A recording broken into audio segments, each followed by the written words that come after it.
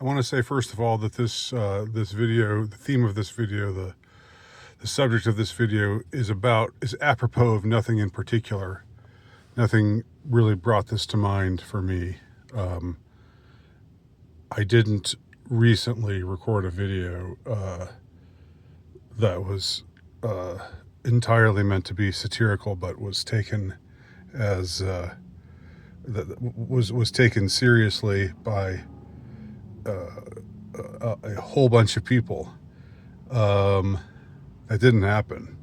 That hasn't happened, because every time I come on, I just say what I think from the bottom of my heart.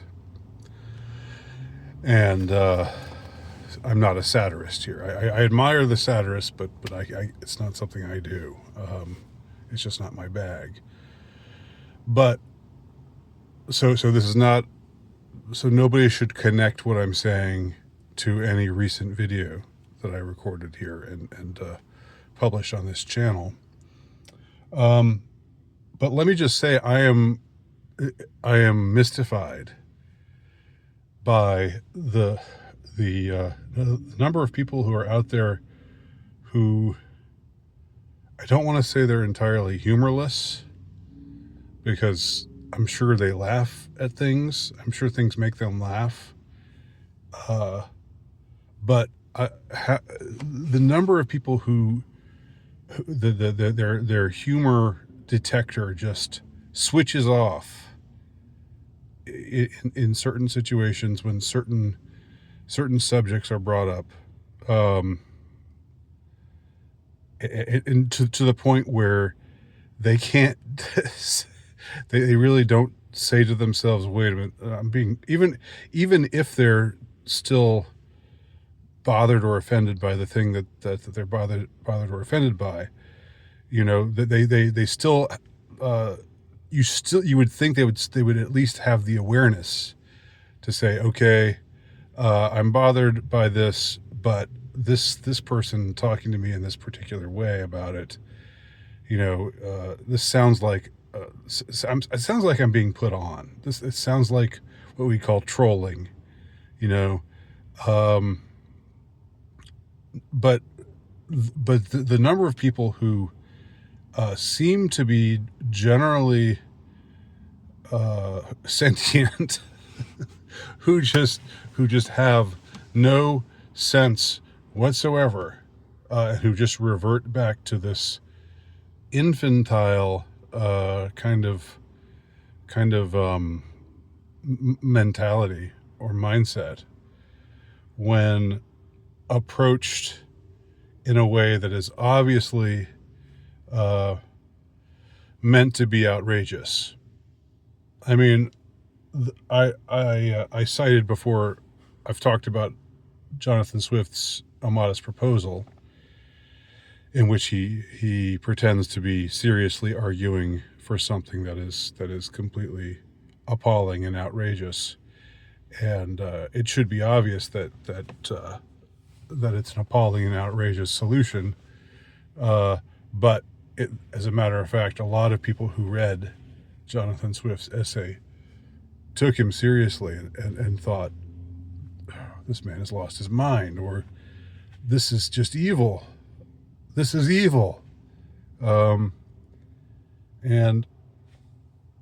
you know, and these were, you know, if this was in the 17th century, so people, you know, it meant something to be literate at that time. So if you read, you were one of whatever percentage of people who were actually literate, meaning that you were one of the smart set, meaning that a large percentage of the smart set of Jonathan Swift's day were bamboozled into thinking that that Jonathan Swift was actually arguing for the solution that he argues for in A Modest Proposal, which I'm not going to give away here. It'd be too complicated to explain. And also, I think you should read it for yourself, because I want you to have the delight for yourself. Anyway, that's something I've found curious, and I've talked about before. But something a more contemporary analog would be the comedian Ryan Long. Ryan Long is one half of the Boys Cast, and Ryan Long sort of has the essence of like a kind of aging frat boy, but with a bit more subtlety and a bit more, you know, I don't know, a little bit more going on, a bit more cleverness than the standard aging frat boy might have, and but that's sort of his whole essence. That's the way he comes across. And so this guy goes out and does these man on the street, woman on the street interviews. And if you haven't ever seen any of these, just check out his YouTube channel, and you'll see what I mean.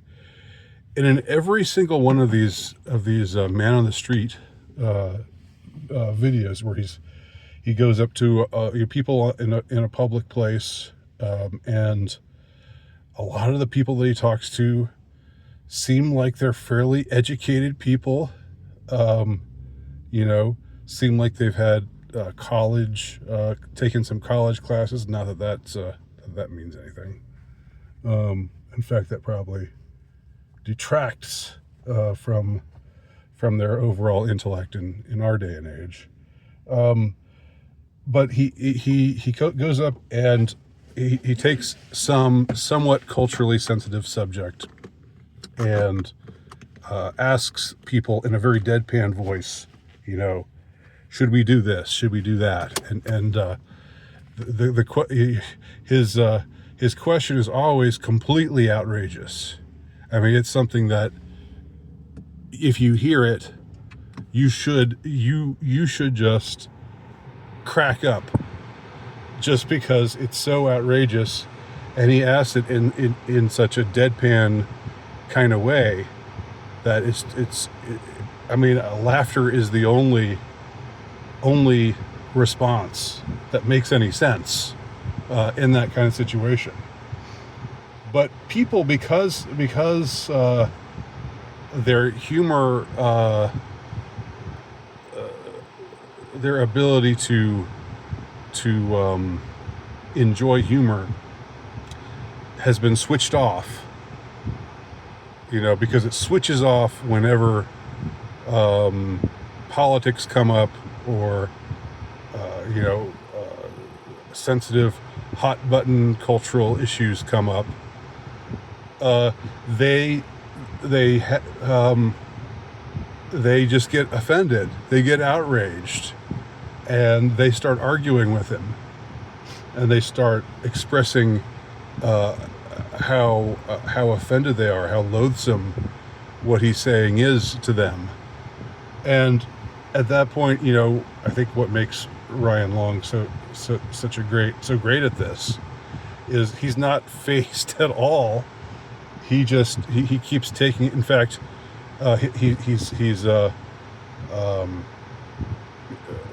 just sort of pretends to misunderstand them, and keeping the same deadpan, mild tone of voice. He then gives some corollary that makes the situation even more outrageous. Okay. An example that I can remember is, he went up to people on the street and said, well, should the WNBA, should they go topless? Because there's got to be a way, because they're not making a lot of money right now. There's got to be a way to generate revenue. So maybe a solution, maybe a good thing for these athletes to do, to generate more revenue, would be to go topless. And you would think that that would even if you're a feminist or whatever, you would think that your immediate response would be, "You're trolling," or "You're trolling me. I know you're trolling me, right? Yeah, that sounds like a great idea. That's a great idea. You're right. They should go topless. Yeah, yeah, absolutely. Just to respond in that kind of way, but but uh, but they think he's actually arguing for that, and they get all angry with him, and then and then he take like his response to that isn't it isn't to like he never he's so committed to the bit, he just stays at it and ups the ante. If they're offended, then he says something else that makes it even that makes what he's saying even more outrageous. And it's like a humor test, like a shit test, except it's a humor test. It's like, how far can I keep pushing this? How outrageous, how outlandish can I get before they finally say, "Oh, wait a minute. I've been taken in. I this, you know, and just finally start laughing, or at least just like sort of respond in kind, just respond trollishly back to the troll."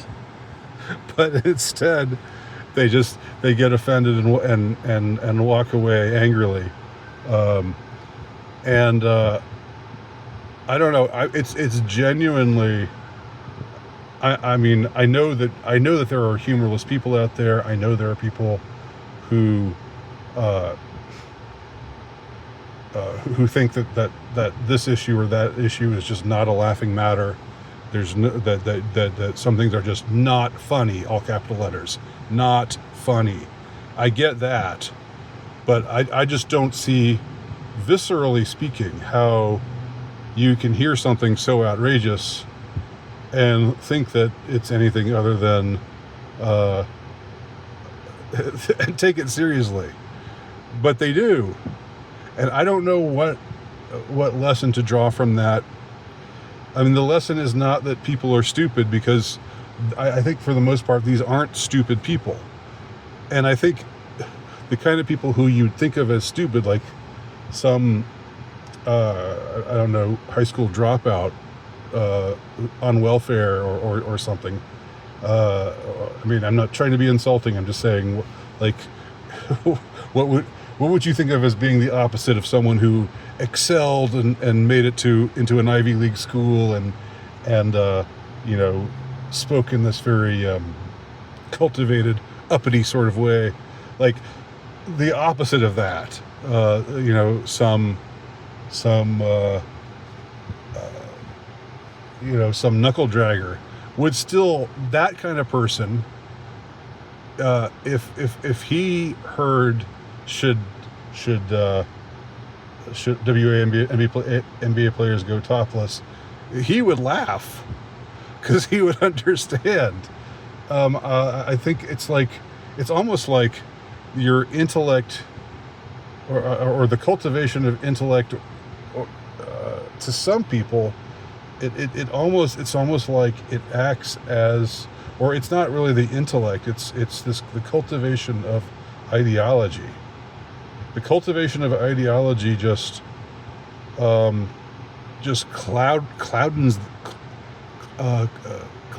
is that a word? It clouds the mind, so you are unable to see things that somebody with half your IQ is going to be able to see, right? It's brilliant. It's brilliant how much these little man on the street interviews, how much it exposes these people. Now, it's not necessarily fun to watch. Sometimes it's really just painful to watch these people. It's just I'm just like, come on. Like, I get annoyed with them. for being so obtuse. Um, but but I would definitely recommend taking a look.